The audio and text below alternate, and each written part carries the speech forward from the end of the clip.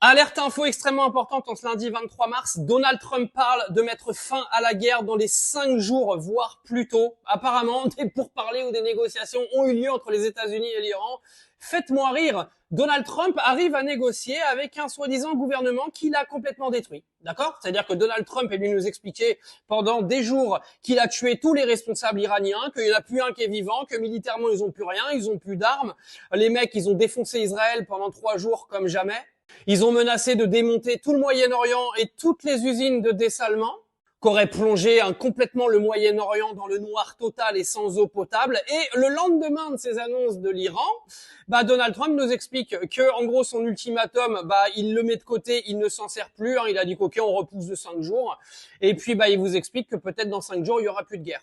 En gros, il est en train de nous sortir la fameuse parade que je vous explique depuis plusieurs jours, c'est-à-dire qu'il y a des négociations, que les États-Unis ont obtenu ce qu'ils voulaient et qu'il peut retourner chez lui. Oui, parce que ce matin, je sais pas si vous avez capté, mais les marchés boursiers mondiaux se sont complètement pété la gueule.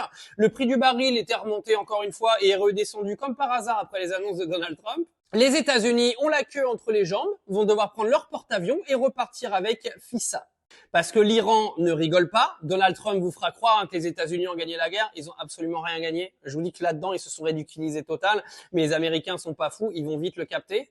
En tout cas, moi, je vous le dis, j'espère que c'est la fin de cette guerre. Parce que, arrivé un moment, nous, on n'est pas responsable de cette bande de dégénérés qui font n'importe quoi. Vivre une vie normale, ça peut être sympa aussi. Mais en tout cas, le timing est absolument suspect aujourd'hui. Le timing de Donald Trump, qui avait posé un ultimatum jusqu'à ce soir à l'Iran en disant que si l'Iran continuait de bombarder les centrales électriques, etc., il allait tout péter en Iran, etc. Son ultimatum, il l'a foutu de côté. Maintenant, il vient vous expliquer que la guerre, elle est finie. Non mais les gars, c'est une dinguerie. Je vous jure que c'est une dinguerie. Donc on va voir ce que ça va donner dans les jours qui viennent, parce que vous savez très bien comment ça fonctionne. Il y a des demandes de cessez-le-feu qui sont acceptées, pas acceptées, machin. Même quand il y en a, ça continue de bombarder. Donc on verra ce que ça va donner dans les jours qui viennent, parce que je pense qu'Israël va pas vouloir que les États-Unis s'en aillent.